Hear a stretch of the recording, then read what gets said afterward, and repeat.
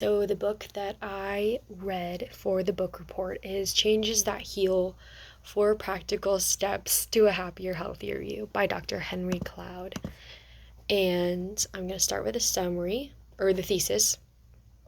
And this quote pretty much encapsulates everything that this book seeks to do. And it's found on page 16.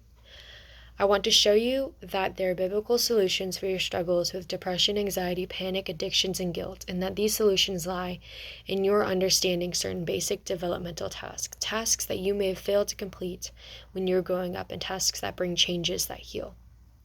So even at the end of that thesis, he references the title, and that really is the whole basis of it, is providing information for us to become self-aware so that we can also then seek to apply these steps that he talks about to bring changes that heal.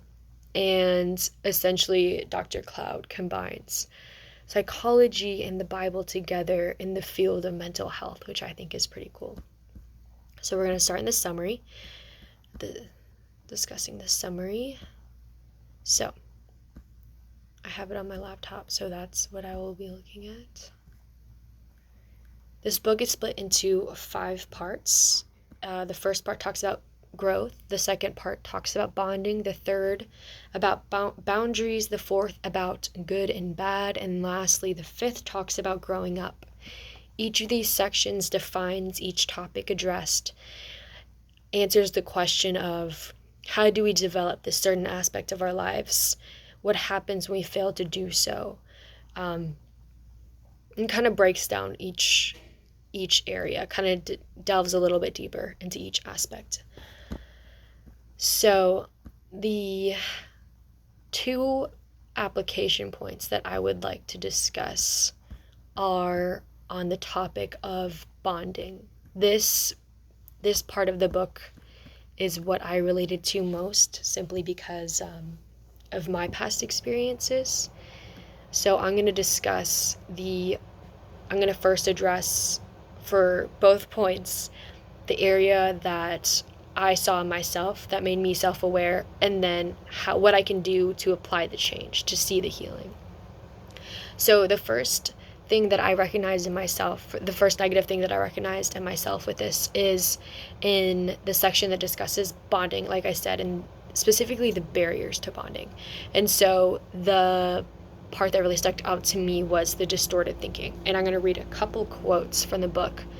This is one distorted thinking that stood out to me, is no one is trustworthy. And then I'm going to read the quote that goes along with it. So, if we have trusted our real self to others in the past and they have betrayed this trust, we believe that no one is trustworthy.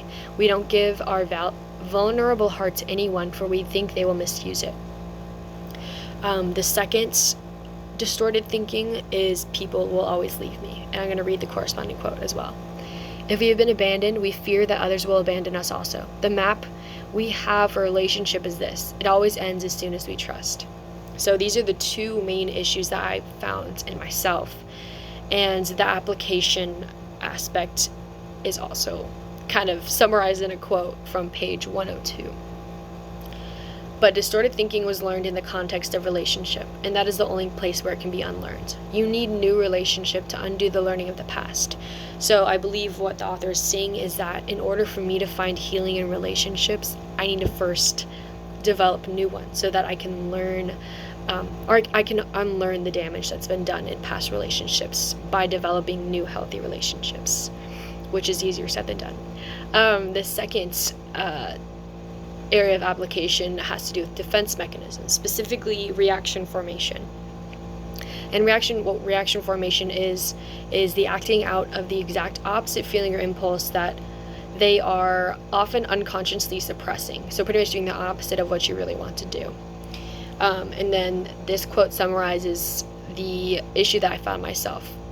People who are feeling lonely may try to become overly independent. They appear extremely strong and will often preach against dependency and neediness. These people may construct an entire theology around the denial of the need for relationship, going on the opposite direction of what they unconsciously need. So the application part of this that the author says is that we need to humble ourselves to be vulnerable, not only with God but with others, allowing ourselves to risk valuing someone emotionally again, so risk getting hurt again. So pretty much being self-aware and making known to ourselves our inward desires, because humanity wasn't created to be alone.